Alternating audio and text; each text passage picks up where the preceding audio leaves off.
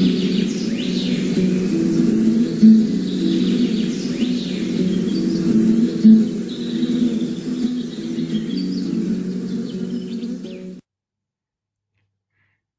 Everyone, आप सभी का आई एग्जाम बी के यूट्यूब चैनल पर स्वागत है।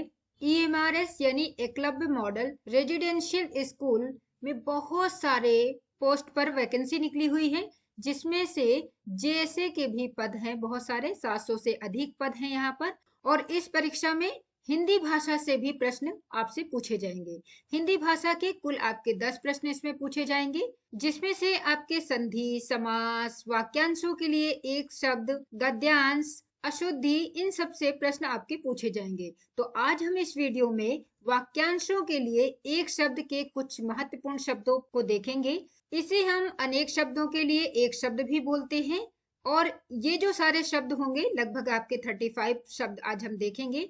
तो इसकी पीडीएफ आपको अगर डाउनलोड करना है और उससे याद करना है तो आपको इस वीडियो के डिस्क्रिप्शन बॉक्स में मिल जाएगा, तो आप वहां से डाउनलोड करके उसे याद कर सकते हैं। अब परीक्षा में एक वाक्यांश दे दिया जाता है और पूछा जाता है कि नीचे दिए गए विकल्पों में से इसका सही उत्तर क्या है।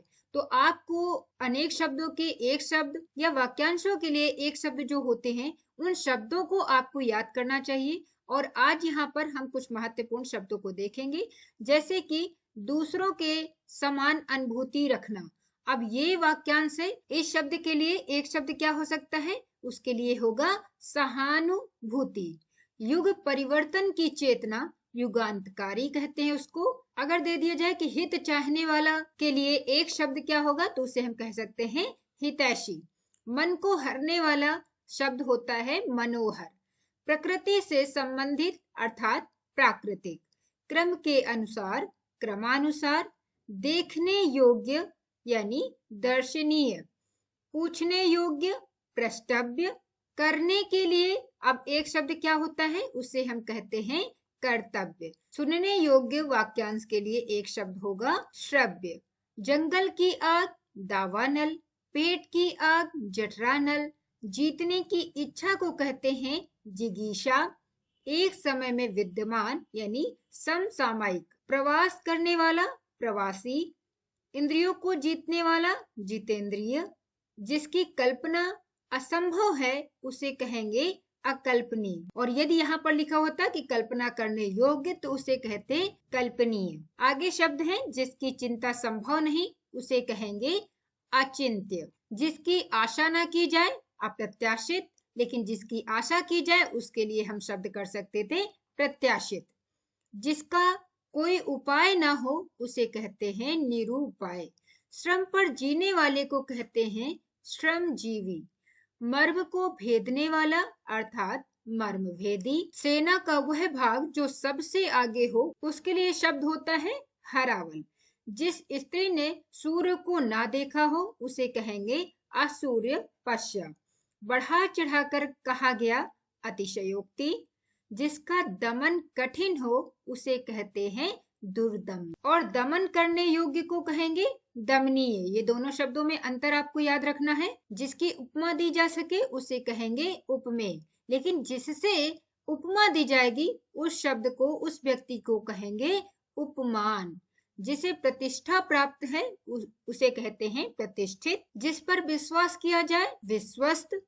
अत्यधिक वर्षा का होना, अतिवृष्टि। और कम वर्षा होना या ना के बराबर वर्षा होना, उसे कहते हैं अनावृष्टि।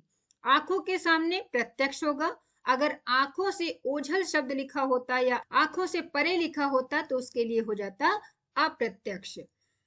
जहां पहुंचना कठिन हो, उसे कहते हैं दुर्गम। जिस पर शक किया जा सके, संदेहास्पद होगा शब्द उसके लिए। तो ये 35 शब्द हैं आपके वाक्यांशों के लिए एक शब्द। इसकी पीडीएफ आपको इस वीडियो के डिस्क्रिप्शन बॉक्स में मिल जाएगी, तो आप उसको वहां से डाउनलोड करके भी इनको याद कर सकते हैं। कुछ आपको आसान लग रहे होंगे और जो आपको नहीं आते हैं उनको आप एक दो बार रिवीजन करिए, ताकि अगर परीक्षा में ऐसे प्रश्न आते हैं तो आप उसको आराम से कर सकें। ईएमआरएस जेएसए में अगर आप ऑनलाइन कोचिंग करना चाहते हैं और आई एग्जाम बी के साथ करना चाहते हैं, तो आई एग्जाम बी के द्वारा इसका ऑनलाइन कोर्स तैयार है, आप इसमें एनरोल हो सकते हैं। इसमें एनरोल होने पर आपको मिलेंगे लाइव क्लासेस, बहुत सारे प्रैक्टिस टेस्ट, 150 से ज्यादा आपको स्टडी मटेरियल्स पीडीएफ के रूप में मिलेंगे और 425 से ज्यादा शॉर्ट एंड क्रिस्प वीडियोस होंगी जो आपको इसमें हेल्प करेंगी और 10 यहाँ पर आपको मॉक टेस्ट दिए जाएंगे जिसकी प्रैक्टिस करके आप एग्जाम में बहुत अच्छा स्कोर कर सकते हैं। इस कोर्स से संबंधित या प्रकार की जानकारी आपको चाहिए आई एग्जाम बे से तो आप दिए गए नंबर पर कांटेक्ट कर सकते हैं। नंबर है 9205524028 या फिर हमें ईमेल लिख सकते हैं।